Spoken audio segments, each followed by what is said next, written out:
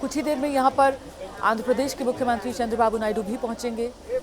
दोपहर बाद गृहमंत्री अमित शाह भी पहुंचेंगे यहाँ पर अंतिम दर्शन करने के लिए रतन टाटा के। और आप जानते हैं, देश के राष्ट्रपति से लेकर प्रधानमंत्री नरेंद्र मोदी तक राजनीति की दुनिया के जो तमाम दिग्गज हैं, उनकी तरफ से भावभीनी श्रद्धांजलि रतन टाटा को दी जा रही है। और इस बीच देश के बड़े उद्योगपति होने के बाद भी रतन टाटा की जिंदगी जो है वो बेहद सरल थी, सादा जीवन, इसी में विश्वास रतन टाटा करते थे। बिल्कुल आम आदमी की तरह अपना जीवन जीते थे, साधारण अंदाज में। इसी का जिक्र एक बार एक कार्यक्रम में केंद्रीय मंत्री नितिन गडकरी ने किया था। जरा वो किस्सा आप नितिन गडकरी की जबानी सुनिए, बेहद दिलचस्प किस्सा है, सुनिए। टाटा का उदाहरण अक्सर बताता हूँ। रतन टाटा मेरे बहुत अच्छे मित्र हैं। मेरा पैर टूटा था, मैं मुंबई में मलबार हिल पर रहता था। वो मुझे मिलने के लिए आ रहे थे। वो कहते हुए रास्ता भूल गए तो उन्होंने मुझे फ़ोन किया, Nitin I am not getting your house. मैं एक काम करो, तुम्हारा फ़ोन ड्राइवर के पास दो। बोले Nitin I don't have driver, मैं ही गाड़ी चला। मैं बोला तुम इतने बड़े आदमी हो, तुम्हारे पास ड्राइवर नहीं है? बोले नहीं है। फिर उनको नागपुर लेके मैं आया था। तो मैंने उनकी बैग थी, मैंने हमारे सरकारी मंत्री था, वे इसकी बैग पकड़ टाटा तक। No Nitin, this is my bag, I will take. फिर गाड़ी में बैठे तो मैंने कहा कि वो ड्राइवर के अपोजिट, टाटा इधर, सब इधर बैठे, मैं इधर बैठा। No it's your place. यानी इतनी बड़ी संपत्ति होने के बाद कितनी विनम्रता, कितनी शालीनता, कितनी सहजता। सुना आपने, कितनी सादगी, कितनी विनम्रता, कितनी शालीनता। इस किस्से के जरिए नितिन गडकरी ने पूरी शख्सियत जो है रतन टाटा की, उसको बयां कर दिया था। और एक बार फिर से ये तस्वीरें आप देख रहे हैं, एनसीपी लॉन्च की सीधी तस्वीरें आपके सामने हैं। ठाकरे परिवार अब से कुछ देर पहले यहाँ पर पहुंचा, रतन टाटा को पुष्पांजलि अर्पित की। और देखिए किस तरीके से बाकायदा लाइन आप देख रहे हैं ना, कतार में लगकर लोग इंतजार कर रहे हैं रतन टाटा के पार्थिव शरीर के अंतिम दर्शन करने के लिए। इनमें से बहुत से ऐसे लोग होंगे जो कभी पर्सनली रतन टाटा से नहीं मिले होंगे, लेकिन वो टाटा कंपनी, टाटा समूह, उसमें शायद नौकरी की हो, इनकी ज़िंदगी को कभी रतन टाटा ने छुआ हो किसी रूप में। क्योंकि हम सब जानते हैं समाज कल्याण को लेकर, समाज सेवा को लेकर कितना काम रतन टाटा ने किया है।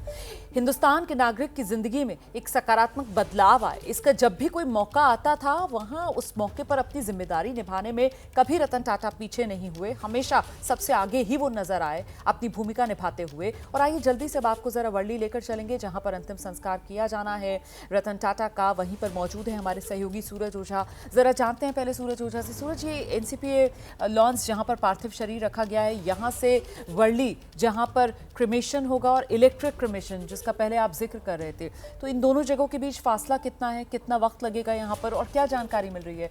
क्या बाकायदा अंतिम यात्रा और उसी के जरिए यहाँ तक लाया जाएगा? कोई पैदल यात्रा होगी, इसको लेकर कोई जानकारी मिल रही है क्या? जी बिल्कुल, बता दें कि फ़िलहाल किस तरह की यात्रा होगी इस पर अभी इसकी पिक्चर साफ़ नहीं हुई। परिवार पर पूरी तरह से है, परिवार का जो निर्णय होगा उसी के हिसाब से आगे का कार्यक्रम तय किया जाएगा। लेकिन आपको बता दें कि जिस तरह से हमारे सहयोगी मृत्युंजय सिंह और नितिन गडकरी की भी आप बात सुना रही थी कि किस तरह से शालीनता, इनके शालीन किस्म के रतन टाटा थे। और इसी वजह से मुंबई पुलिस का ऐसा अनुमान है कि यहाँ पर भी कई लोग इकट्ठा हो सकते हैं। तो इसके लिए आप देखिए कि ये लाइटिंग भी लगाई जा रही है यहाँ पर, ताकि इस पूरे इलाके में कहीं पर भी अंधेरा ना रहे। पुलिस का बंदोबस्त यहाँ पर बढ़ा दिया गया है। कुछ समय पहले ही यहाँ पर डेमो कॉन्वॉय लेकर आया गया था, जिसका मतलब ये है कि यहाँ पर अमित शाह जब आएंगे तो कैसे वो कॉन्वॉय आएगा, उस तरह का एक डेमो कॉन्वॉय भी यहाँ पर लाया गया है। तो पूरी तरह से पुलिस की तैयारी यहाँ पर चल रही है, बीएमसी की तैयारी चल रही है यहाँ पर, और परिवार के हर एक बात का पालन किया जा रहा है। परिवार जिस तरह की इच्छा व्यक्त कर रहा है उस तरह की चीज़ें यहाँ पर, उस तरह के अरेंजमेंट यहाँ पर किए जा रहे हैं। तो आप विजुअल्स में साफ तौर पे देखिए कि अंदर की सफाई की जा रही है, पुलिस का बंदोबस्त यहाँ पर आपको दिखाई देगा। और आप जो ये रास्ता देख रहे हैं, ये रास्ता कुछ समय बाद बंद भी कर दिया जाएगा, गाड़ियों को दूसरे रास्तों पर डाइवर्ट किया जाएगा, क्योंकि इस रास्ते पर आम लोगों की भीड़ हो सकती है, खास लोगों की भीड़ हो सकती है। अगर कोई बड़ा मंत्री आता है तो उसका प्रोटोकॉल हो सकता है। इसी के चलते यहाँ पर पूरी तरह से पुलिस, इस पूरे इलाके को पुलिस छावनी में बदल दिया गया है। यहाँ पर हर जगह पर पुलिस है, सिविल ड्रेस में पुलिस है। इसके साथ साथ क्यूआरटी की भी फोर्सेस को यहाँ डिप्लॉय किया गया है। तो परिवार के से लगातार पुलिस संपर्क में है और जिस तरह की बातें, जिस तरह की उनके नियम हैं, जिस तरह से उस अंतिम संस्कार की उनकी प्रक्रिया है, हर एक चीज़ की वो जानकारी ले रहे हैं और उसके हिसाब से आगे उन्हें मदद जिन भी रीति कर- रिवाज का जी। परिवार को पालन करना है उन्हीं के मन मुताबिक यहाँ पर जो व्यवस्थाएं हैं उसको आखिरी वक्त में आप कह सकते हैं कि उन्हें पूरा किया जा रहा है। पुलिस की तरफ से उसी तरीके से व्यवस्था को अंजाम दिया जा रहा है और इस बीच ये तस्वीरें जो हम लगातार आपको दिखा रहे हैं और देखिए जो दूसरा सर्वोच्च नागरिक सम्मान रतन टाटा को मिला पद्म विभूषण 2008 में, उसकी तस्वीर भी हम आपको दिखा रहे हैं और इससे पहले सन 2000 में पद्म भूषण से सम्मानित रतन टाटा किए गए। और इस बीच रतन टाटा के जाने के बाद अब हर कोई उनकी महान शख्सियत को याद कर रहा है, जिनका रतन टाटा से मिलना जुलना रहा। वो उनकी ज़िंदगी की कुछ ऐसी बातें बता रहे हैं जो यकीनन हम सबके लिए प्रेरणादायी हैं। बीजेपी के नेता हैं शायना एनसी, उन्होंने भी एक किस्सा जो है वो मीडिया के सामने आकर शेयर किया है, ज़रा वो सुनिए। रतन टाटा जी भारत के रत्न थे ही, लेकिन 3 एस्पेक्ट्स है जिसके बारे में किसी को पता नहीं। एक उनकी सादगी जो लोग चर्चा करते हैं, लेकिन मैंने देखा है जब भी वो खाना पे आते थे घर पे वो अपने ड्राइवर को जाने देते हैं और हम पूछते थे कि आप ड्राइवर क्यों नहीं लेते, कहते थे कि ड्राइवर बहुत दूर रहते हैं, उनको उनके परिवार के साथ समय बिताना चाहिए, इसलिए मैं खुद गाड़ी चलाऊंगा। दूसरा है उनका जेनरॉसिटी।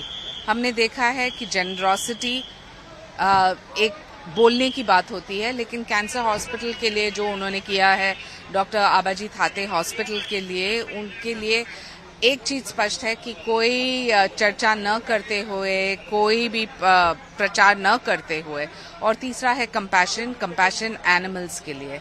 और वो हर शाम को जो उनके कुत्ते के साथ समय बिताना या वेटनरी हॉस्पिटल बनाना, ये सब चीज पब्लिक डोमेन में नहीं है। मैं मानती हूँ कि this shows the complete man.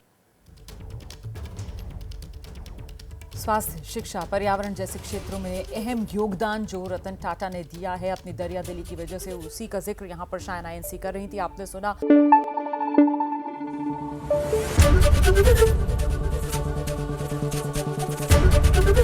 ABP news आपको रखे आगे।